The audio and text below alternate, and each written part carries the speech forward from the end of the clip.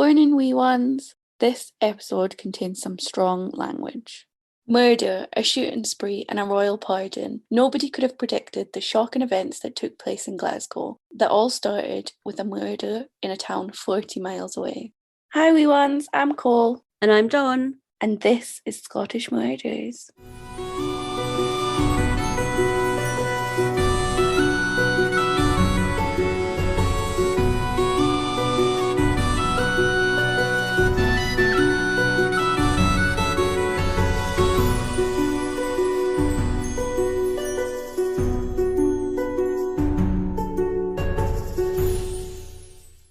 Just before we start our story today, we're going to play you a promotion of one of our podcast friends. We love their podcast, and we hope you will too. Are you fascinated by true crime like us? If so, check out our podcast, Crime Divers, hosted by me, Jill. And me, Laura. Look out for new episodes every Tuesday when we discuss true crime from around the world. So what are you waiting for? Come join us as we dive in. Now for our story. On Tuesday, the 15th of July, 1969, James Griffiths went on a shooting spree lasting about 2 hours, which started in the west of Glasgow and ended up in an area in the northeast of the city. What started as a misunderstanding created a domino effect that might otherwise not have been if it were not for a cruel and heinous robbery and a murder that had happened on the 6th of July, 1969. This case is still being talked about on the streets of Glasgow today by those that remember the terror of the day or through stories passed down by family members. Today, Glasgow has a diverse architectural scene and is the 5th most visited city in the UK. Glasgow is situated on the River Clyde, which is host to an abundance of futuristic-looking buildings, including the SEC Armadillo. The population is estimated at over 611,000. In 1969, however, the Glasgow streets were known for their bloodshed due to gangs such as the Cumbie and the Tongs. But nobody was prepared for what happened on an otherwise quiet Tuesday morning. James Griffiths was brought up in Rochdale, Greater Manchester in England, and from an early age he was involved in crime, later turning to armed robbery and safe blowing by the age of 13. James was in and out of young offender centres as a child, and as an adult he frequented prison.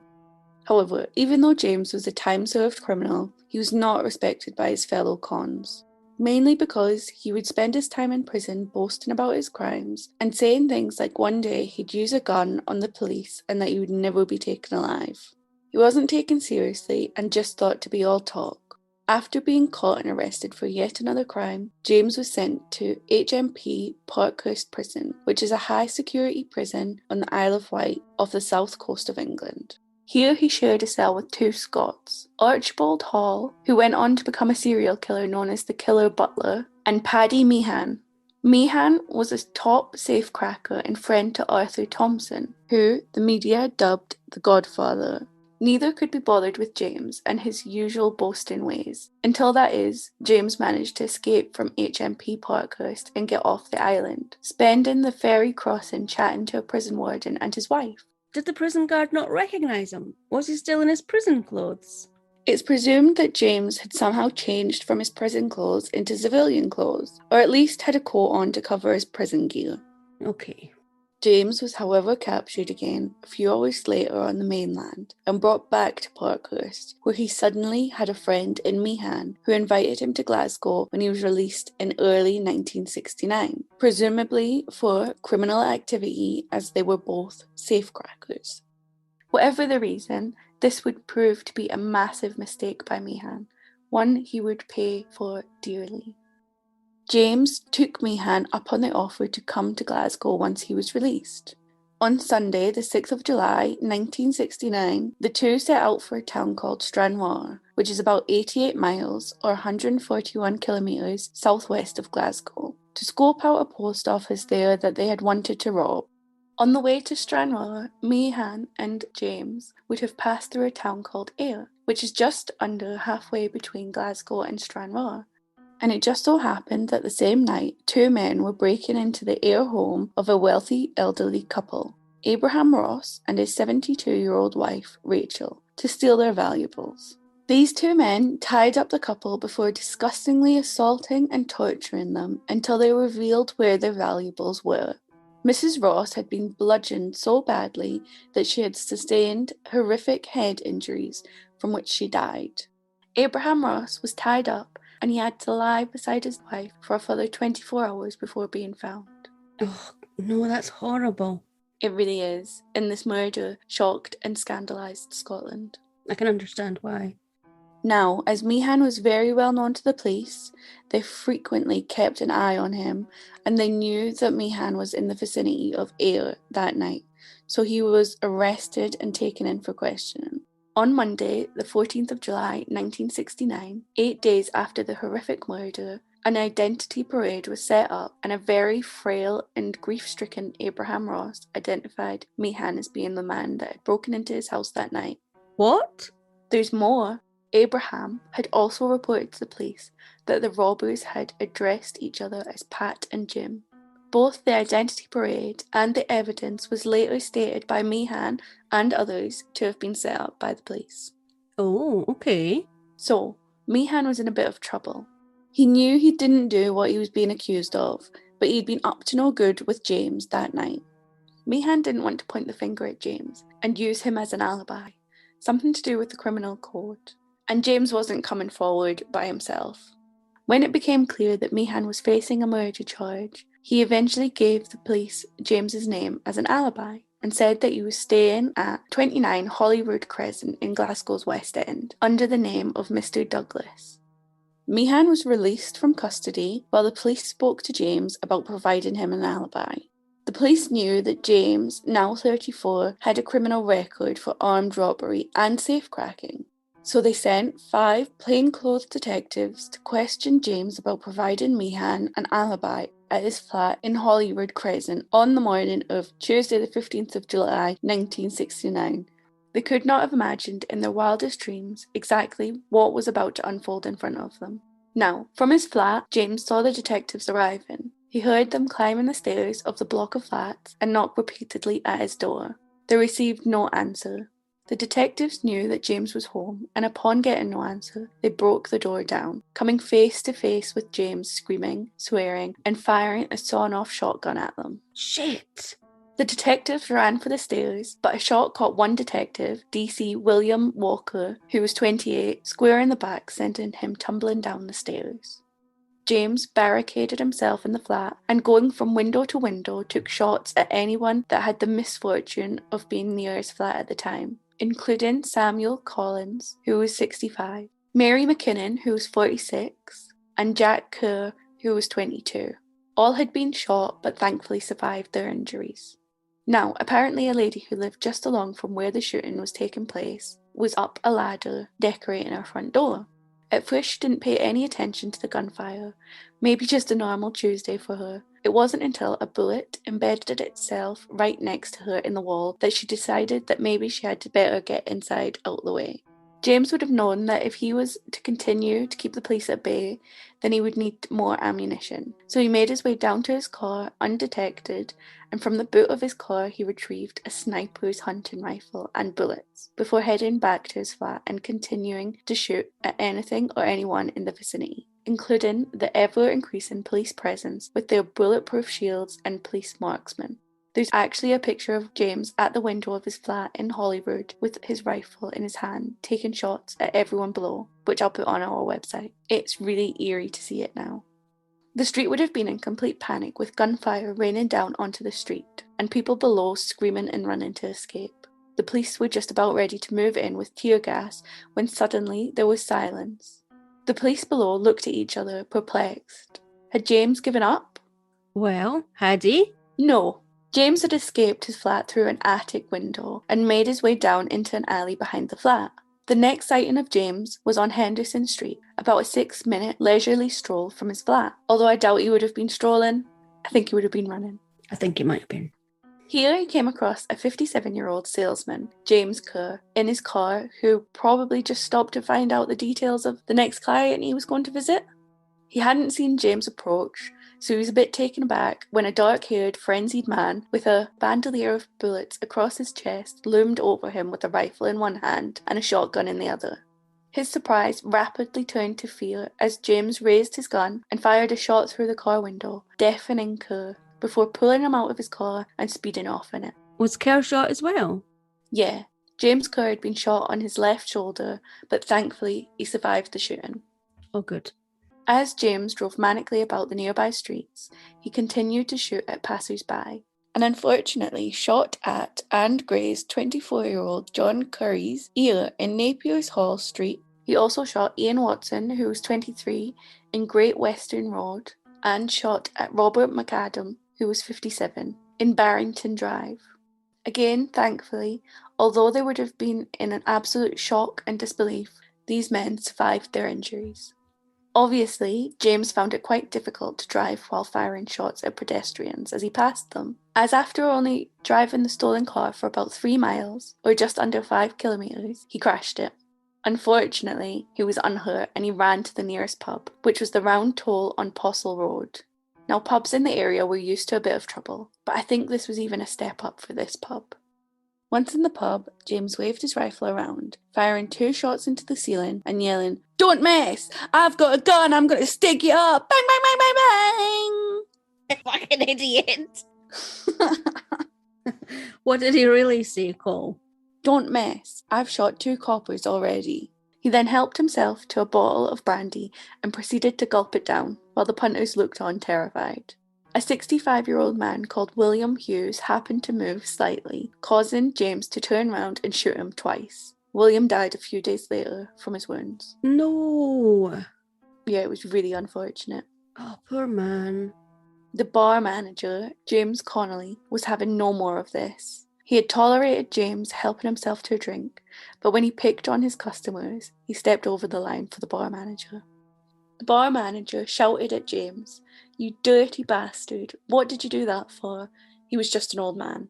Oh, I love this man.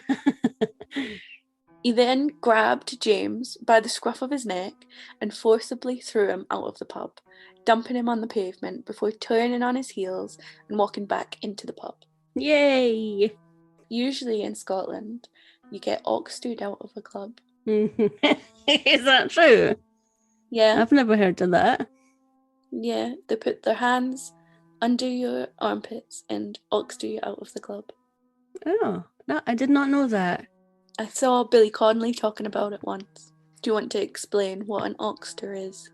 Oh, it's your armpit. It's the Scottish word for your armpit. James Connolly, the bar manager, was recognised for his bravery and received the Glasgow Corporation Medal for Bravery for his heroism. So well deserved. What an amazing guy protecting his punters. Well, I'm so glad that he was recognised for doing that. That was pretty amazing. Yeah, really brave.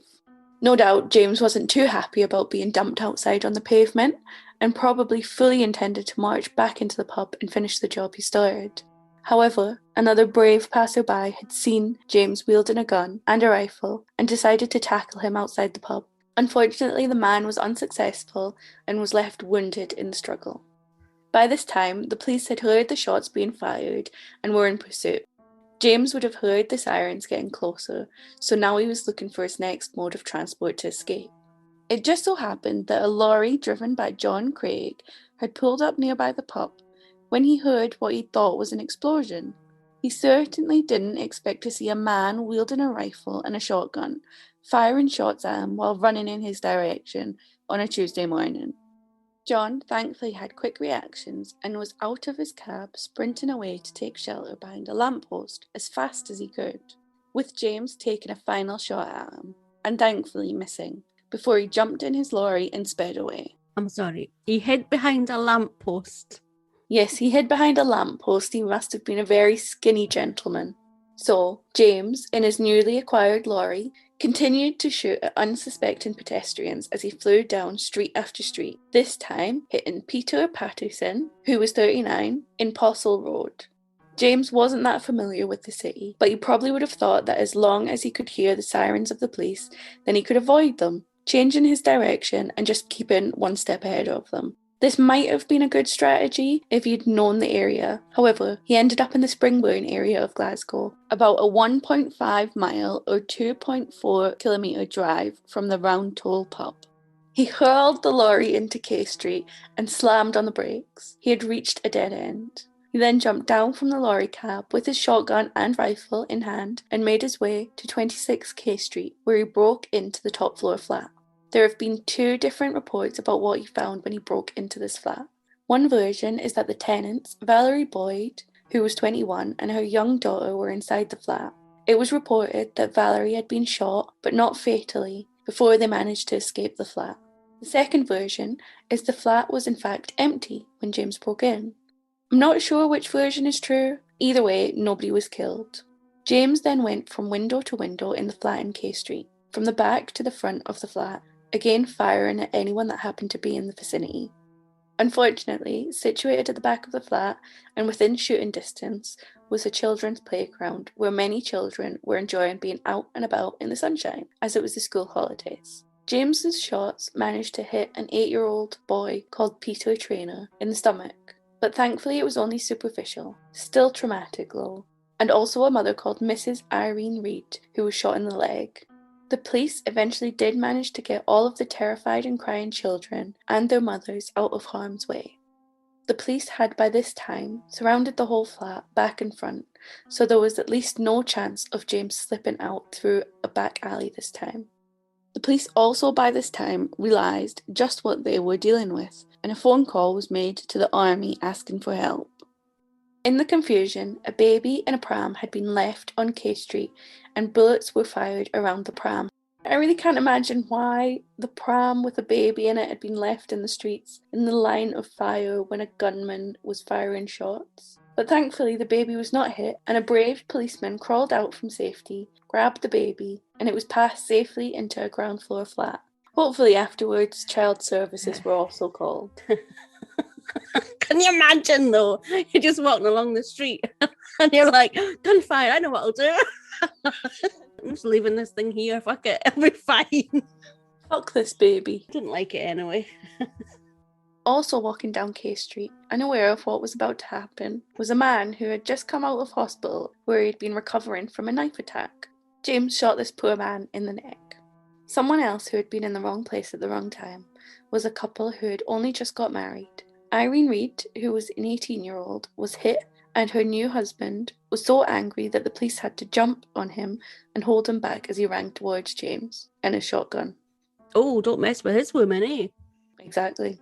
So with the shooting spree now having been going on for almost 2 hours and shots still being fired from every room of the flat above, endangering everyone below, and with no end in sight, the daunting task of stopping James was given to 2 brave police officers, Chief Superintendent Malcolm Finlayson and Detective Sergeant Ian Smith. They both armed themselves with revolvers and made their way undetected to the flat, slowly and quietly going up the stairs. When they got to the front door of the flat, Finlayson opened the letterbox so that he could see inside. However, the metal squeaked on being opened and gave them away to James inside. Oh no. On finding out that the police were at the door of the flat, he raised his rifle and came running towards the door. Knowing James would be more than likely to shoot them if they didn't do something, Finlayson placed the barrel of his gun through the letterbox and fired once, hitting James in the shoulder. James fell to the floor and the 2 men instantly came through the door and surrounded him. They kicked his guns away and carried him downstairs to their waiting colleagues. However, on reaching the street, James had died from his wounds. Apparently the bullet had gone into James's shoulder, ricocheting off a bone and sliced through his aorta artery, the main artery of the heart. Later, a pathologist said the path the bullet had taken was a chance in 1,000. The frenzied shooting spree was finally over, but not before James had shot 100 bullets, injured 12 people and killed 1, William Hughes. James was the first wanted man on record to be shot dead by Scottish police. James was given a pauper's funeral and lies in Lynn Cemetery in Glasgow.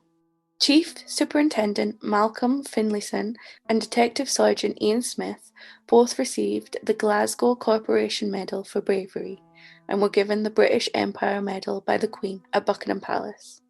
Finlayson apparently got to keep the actual gun that he shot James with when he retired in 1971, and he kept it in a box at his home on the Isle of Skye until he died in 1994 at the age of 83. Good for them. I'm glad they both got recognised for what they did. Yeah, me too. So the story doesn't actually end there, because we still haven't had justice for Rachel Ross. Oh my God, yes, I'd totally forgotten about why this had all started. Yeah, well, a lot has happened since then. Yeah, it has. So after James's shooting spree, the police took this as an act of guilt, and in their minds that meant Meehan was guilty of the murder of Rachel Ross too. So Meehan was immediately arrested and charged. I don't quite follow their thinking there, but okay. I guess they couldn't really know because James had died and hadn't got a chance to say why he did what he did. Yeah, so they've just made an assumption. Yes. Meehan went to trial on the 24th of October 1969, where he submitted a defence of incrimination, claiming that the murder had actually been committed by another man named Ian Waddell. What does defence of incrimination mean? So it just means that he was alleging someone else had committed the crime, Ian Waddell. I see, okay. Meehan knew of Waddell due to their crime world connections, so I'm assuming he was given Waddell's name by one of his associates.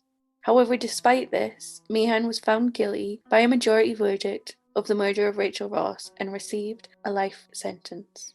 Okay, but I thought that he was somewhere else that night. Well, that is what he maintained, but obviously because Abraham Ross identified him, they thought that it was an open and shut case, but not everybody agreed. I can see why. Meehan spent his time in prison, in solitary confinement, and continued to proclaim his innocence from prison. He continued to appeal and assert that he was the victim of police framing, specifically stating that the identity parade had been rigged and that evidence had been suppressed that pointed to others having actually committed the murder. This was backed up by journalist and broadcaster Ludovic Kennedy, Meehan's advocate at the trial, Nicholas Fairbairn, and others who all suspected that there had indeed been a miscarriage of justice. Also, in Kennedy's book in 1975, he puts forward two names that were likely to be the killers: Ian Waddell and William Tank McGuinness. Okay, he's new. He is new. With the support of Kennedy, Fairbairn, and Joe Beltrami, Meehan's solicitor at the time of the trial, a campaign was set up, which eventually secured Meehan a royal pardon in May 1976, as well as receiving compensation of £50,000 in 1984. Which is around £170,000 and about $213,000 in today's money. On receiving his royal pardon and being released, Meehan had spent 7 years in prison. How were they able to secure the royal pardon? Was there new evidence presented? Okay, so this is quite a story with a couple of different versions being told. So you remember I mentioned that Ludovic Kennedy had put forward in his book that a likely killer of Rachel Ross could have been William Tank McGuinness. Yes. Well, it turns out that William Tank McGuinness was also a client of Joe Beltrami, Meehan's solicitor at the time of the trial and before. Oh, really? Wouldn't that have been a conflict of interest? It would, and this is why Joe Beltrami was unable to reveal the fact that he actually knew of Tank McGuinness's involvement in Rachel Ross's murder. That was until Tank McGuinness's death in 1976. So he knew that someone else was actually responsible for Rachel's murder, but he kept quiet, even though he was representing Meehan and he was actually going to go to prison for it. Yes. Although Joe Beltrami believed that due to client confidentiality, he was unable to reveal this fact until after Tank McGuinness's death. And this may have been the reason why he fought so hard to secure a royal pardon for Meehan. That's quite shocking that Beltrami only came forward with this information after Tank McGuinness's death. I know. Meehan's royal pardon followed shortly after. Poor Meehan. I mean, he really got the raw end of the stick here, didn't he? Yeah, he did, and in an inquiry report by Lord Hunter, he too did not agree with Beltrami's claim that there was a solicitor-client relationship between him and Tank McGuinness at the time in question, going as far as suggesting that perhaps the best thing that Beltrami could have done back in 1969 when he was representing Meehan was to have stepped down and let another solicitor represent Meehan. Well, yeah, that was the least he should have done. So anyway, what happened to Tank McGuinness? How did he actually die? Well, there's a couple of different stories. One is he was killed in a drunken street brawl. However, I found another story that was very interesting. In the book The Ferris Conspiracy by Reg Mackay and Paul Ferris, it is stated that an arrest warrant was out for Tank McGuinness when he was picked up by 2 police officers. One of these police officers later stated that instead of taking him to the police station, they were ordered to drop him in a specific street in Glasgow, where he was subsequently beaten to death. Oh, so who was behind that? Well, according to the Ferris Conspiracy book, it was Arthur Thompson, who was a Scottish gangster known as the Godfather, who had ordered Tank McGuinness to be killed. Why would he do that? Well, the book goes on to say that both Meehan and Tank McGuinness were long-term friends and associates of Arthur Thompson. However, more importantly, Joe Beltrami was Arthur's solicitor, who had frequently got him out of tight scrapes, and he knew that Beltrami was struggling to get Meehan a royal pardon and was unable to break his client confidentiality restrictions with Tank McGuinness. So Arthur stepped in. Alright, that's quite interesting. And there's even more. Following the information about Tank McGuinness's involvement in the Rachel Ross murders coming out, it was then reported that apparently McGuinness had been stopped near Rachel and Abraham Ross's house on the night of the murder by the police. What? But he supposedly pretended he was just drunk and had just missed the last bus home to Glasgow. He wasn't arrested, but sent on his way. I'm shocked. I don't know what to say. Well, I guess the police didn't know about the break-in and the murder of Rachel at that point. It would have been 24 hours later before they were found tied up. But when they did know, you'd think they might have followed up that line of inquiry. Yeah, they should definitely have followed up that line of inquiry. I can now understand why Meehan was so suspicious of a police cover-up. Yeah, it really makes no sense. A further interesting development that didn't happen until after McGuinness's murder is that apparently there were 2 witnesses. A Mr. and Mrs. Marshall, who had seen 2 men acting suspiciously near Rachel and Abraham's house shortly before the murder. Upon Mrs. Marshall finally being shown the correct photograph 7 years later, she positively identified that it was William McGuinness that she had seen near Rachel and Abraham's home that day. Wait, you said they were shown the correct photograph 7 years later. What did you mean? Well, according to Meehan in an article in the Herald newspaper on the 22nd of November 1989, Beltrami had told the police to show the witnesses a picture of a Michael McGuinness instead of a William McGuinness. What? Yeah, even though Beltrami knew William McGuinness and presumably what he looked like as he was one of his clients. And even more incredulously, William McGuinness actually had a record of tying people up. That's quite incredible, really. And I can totally see why Meehan felt overwhelmingly that he was being framed. So can I. In Beltrami's book, A Deadly Innocence, he did concede that, with hindsight, there could have been MI5 involvement. What now?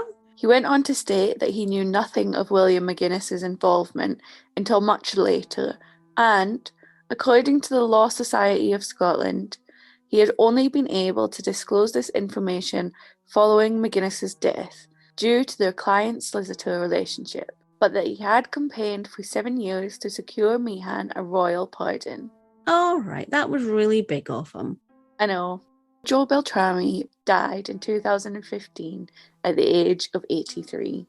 Following Meehan's royal pardon in 1976, journalist and broadcaster Ludovic Kennedy continued a prolonged campaign, and eventually an inquiry was ordered into the miscarriage of justice, which was chaired by Lord Hunter, who was a Scottish judge at the time. However, having received and processed all of the information that was available to him about this case, it would take a further 5 years before Lord Hunter eventually concluded in a report in July 1982 that Meehan could not have committed the murder, but that he may actually have been involved in the background. So, he believed that Meehan may have been aware of the robbery, but maybe not what would be done to Rachel and Abraham. The report also added that there was insufficient evidence to support the claim that Meehan had been a victim of police conspiracy. Ludovic Kennedy, who has written many books, also wrote a book about Meehan's case called A Presumption of Innocence, just if you want to delve further into this particular case. I could literally do a whole episode about Meehan alone. If you are interested, there is a whole host of information on the internet about Meehan and his fight for justice. Meehan died from throat cancer on the 14th of August 1994 at the age of 67. So, after all that, we still haven't had justice for Rachel Ross's murder, with Meehan now been pardoned and Tank McGuinness now being dead. So, what about the guy mentioned at Meehan's trial? Was it Ian Waddle? Yes, he was the man named at Meehan's trial, and by Ludovic Kennedy in his 1975 book as a potential suspect in the killing. Not long after the trial, Ian Waddle actually confessed to journalists that he had indeed committed the murder of Rachel Ross. What? Yeah. However, it wasn't until 1976, after Meehan's pardon, that Waddle was finally charged and tried for the murder of Rachel Ross, where he too submitted a defence of incrimination and claimed that the murder was actually committed by Meehan. Oh, okay. What is wrong with this guy? He speaks to journalists and says, yeah, I did this. And then when he's charged and on trial, he changes his story and says, no, it wasn't me. It was actually Meehan. Yeah, I know. He seems to be a bit all over the place. I don't really know what he was thinking there. Yeah, he's just messing about. Anyway, even more incredulous, the judge presiding over Waddle's trial, Lord Robertson, in his closing statement, managed to sway the jury into acquitting Waddle, simply because he was still not convinced of Meehan's innocence or happy about Meehan receiving a free pardon. So, Waddle was acquitted. I'm beginning to feel that everybody just has it in for Meehan. I'm not saying that he's a saint, but he was pardoned. Yeah, he wasn't actually there that night.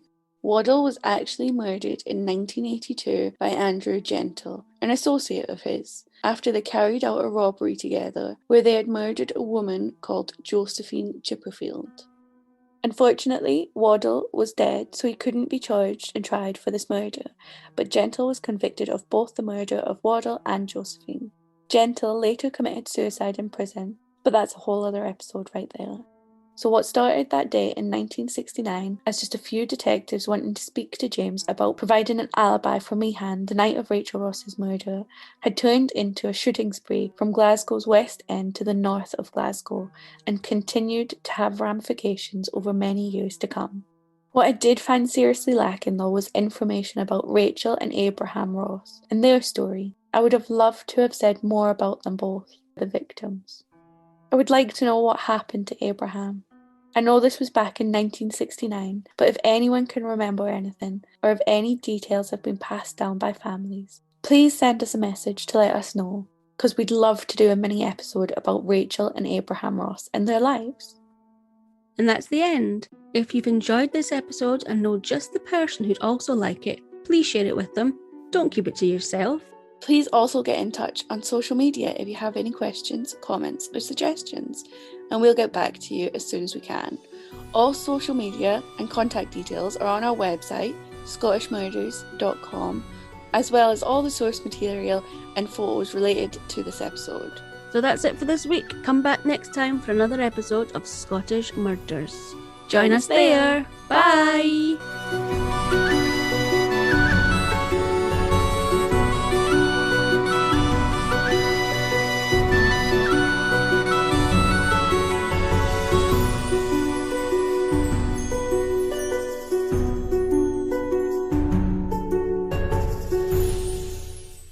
Scottish Murders is a production of Cluarantonn.